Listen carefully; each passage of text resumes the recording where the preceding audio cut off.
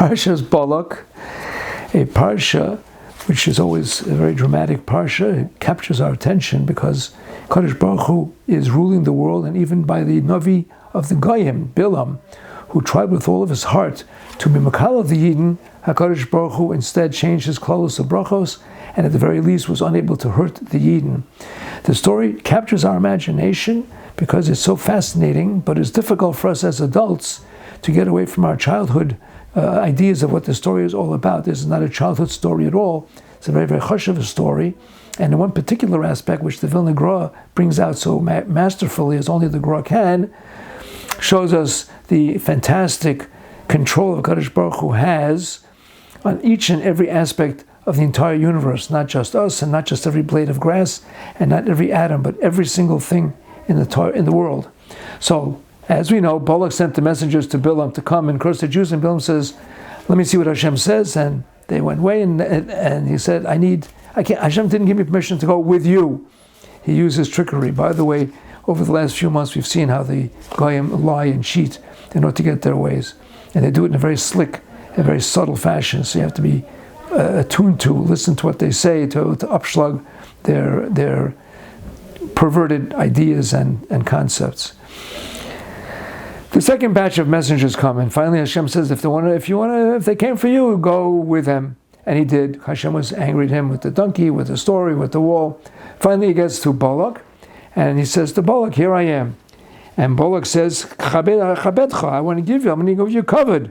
Anything you say, but please, cover li samazeh." Here's a pasuk which is fascinating. Vayan Bilam, vayomer elavdei Balak, imitali Balak meloveso kesef v'zohav. We see where his mind is. Lo uchal lavar es pi Hashem elokoi lasos ketana o gedola. I cannot do anything small or great. The kasha stares us right in the face when the Gra asks it.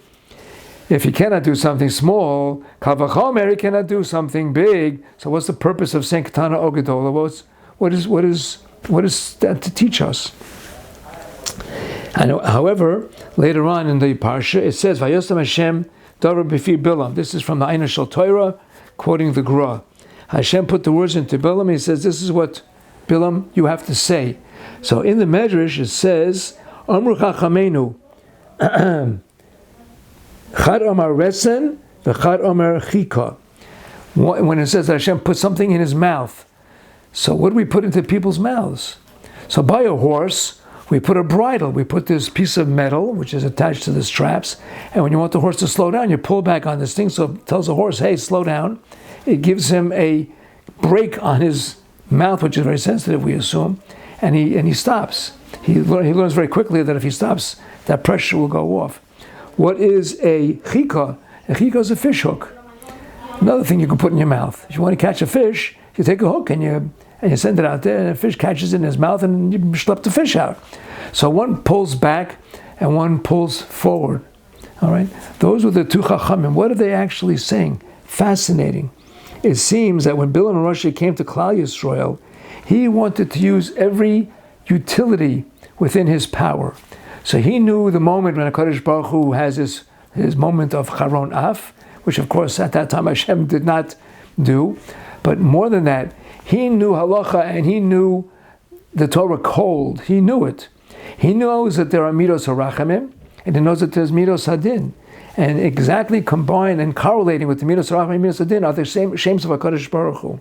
So he wanted to be ma'orer din on Klal Yisrael and use the names of Hashem, which are ma'orer din.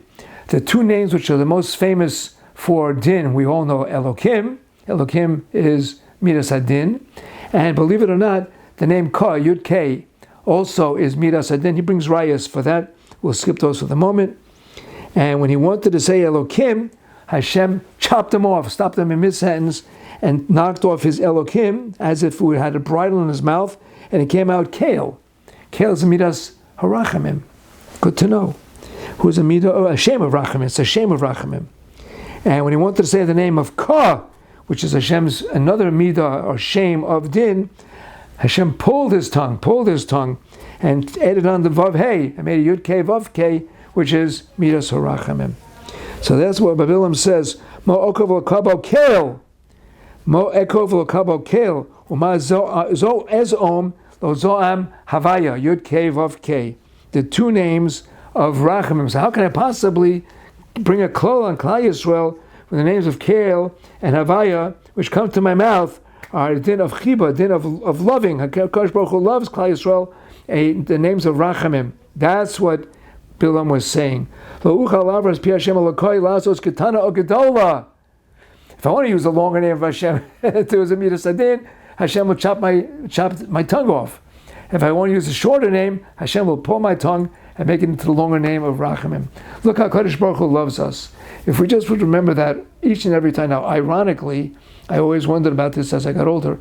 This is right after Parshas Korach, with all of the machlokes, with all of the difficulties that we had, plus the magefos. Kadosh Baruch Hu is constantly giving us what we deserve, And we say the Tehillim of Mimamakim Krosich Hashem, Mikol Avonosav. Hashem has to save us from our own Averis.